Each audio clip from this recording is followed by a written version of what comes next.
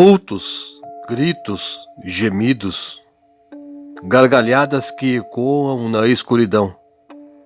Se tivermos esses elementos, esses ingredientes, pronto, já é o suficiente para criarmos o lugar mal-assombrado.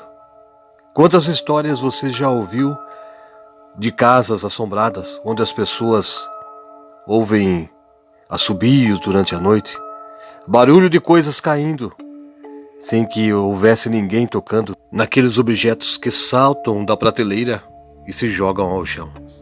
Quantos instrumentos musicais que tocam melodia sozinhos, estátuas que se movem sem que ninguém toque nelas, cavalos que correm ao redor do imóvel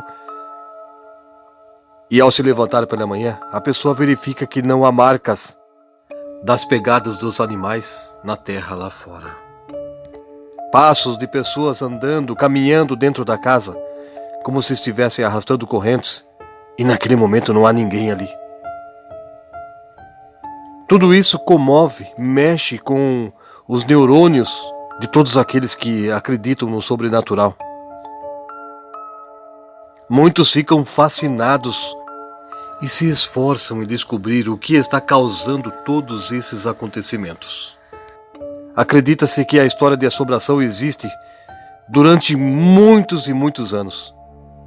Na época de Jesus, enquanto os discípulos estavam num barco durante a noite, eles olharam sobre as águas e viram uma pessoa caminhando sobre ela. Os discípulos disseram que ficaram assustados, com medo, acreditando que aquilo ali fosse um fantasma. Tem muitos teólogos que acreditam que fantasmas realmente existem. Afinal de contas, até os discípulos de Jesus acreditavam na existência desse sobrenatural. E Jesus Cristo, ele não repreendeu seus discípulos a respeito do que eles acreditavam que poderia ser um fantasma. Tudo bem, Jesus estava longe, não ouviu o que os discípulos estavam falando no barco, mas Jesus sabia todas as coisas. Com certeza ele sabia o que passava na cabeça daqueles homens naquele momento, na escuridão, olhando aquela pessoa que caminhava sobre a água, vindo na direção deles. O coração de cada um deles com certeza batia mais forte, e no seu pensamento, eles queriam somente entender aquele acontecimento, até que Jesus chegou até o barco. Hoje nós iremos até os Estados Unidos, na cidade de Nova York, para conhecer a Fordham University, uma faculdade com seus quase 180 anos de fundação. A história diz que essa faculdade foi edificada por padres jesuítas. E existe uma história contada por muitos alunos, e até por pessoas que trabalham nesse lugar, que durante as noites ali, dentro de um quarto, onde os alunos ficavam hospedados, era possível ouvir barulhos de coisas sendo lançadas contra a parede. Durante o dia, quando as pessoas entravam naquele quarto, viam que todos os colchões das camas foram arremessados contra a parede. E isso ocorreu durante vários anos.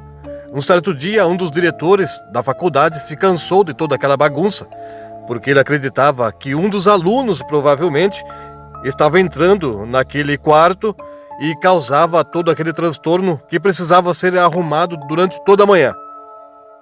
Então o que ele fez? Ele pediu para que todo o quarto fosse organizado.